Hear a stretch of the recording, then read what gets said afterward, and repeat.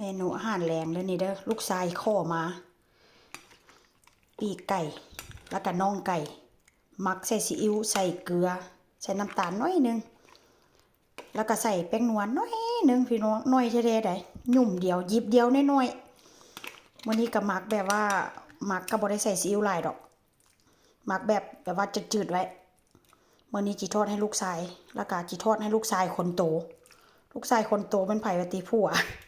แล้วก็จิทอดกินกับตำมักแตงพี่น้องนี่แหละเมนูอาหารลูกอาหารผัวเมนูเจ้าของ